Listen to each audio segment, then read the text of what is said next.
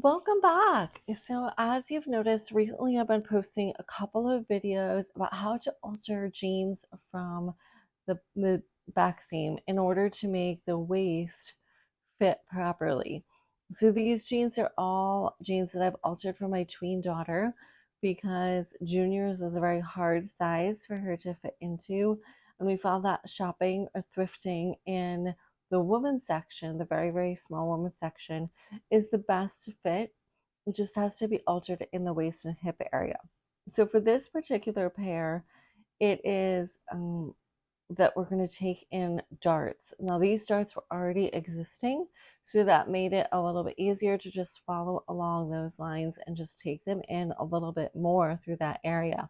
I'm also going to link in the section below the videos that were for taking in the center back seam or taking in the side seams. So all three of those are options for taking jeans in the waist. You just have to determine what is the best option for your project. Opening up these pants, you'll see the darts in the back. Now I'm going to go ahead and just take a pin to mark the spot where I want to start my new dart. You could go ahead and use a piece of tailor's chalk to mark your dart all the way down, but I'm not going to do that. Notice there's also darts in the front of these pants. I'm just altering the darts in the back here. So both sides, just put that pin in. You can do whatever method suits your fancy as far as how you like to mark your darts. Since I have such an eye for them, just after working with them for so long, I don't tend to usually draw mine out, but just mark the amount that I want to take in. And then going ahead, putting them on the machine. Again, I'm working on this vintage Singer because we were away when I was doing this project, and just start stitching, but I'm going to take that pin out in a minute. And this machine does not have a back stitch, so I took the pin out before I run it over.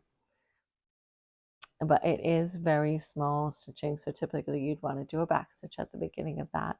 And I'm just like tapering smaller and smaller, just like any dart, and come right down to the original point. Or if you need them to be a little bit longer, you can do that as well. And trimming out the thread, go ahead and do the other side.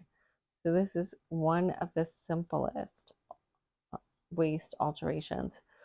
If you have a pair of pants that doesn't have darts, you can go ahead and add them in a very similar fashion, and you'll just have to determine if it's too thick in the, after you've made a dart, if that feels comfortable or not, because especially with jeans, if there is a lot of material, some people will feel that extra bulk of a dart through the waist seam if that's how you're ending up to do the alteration.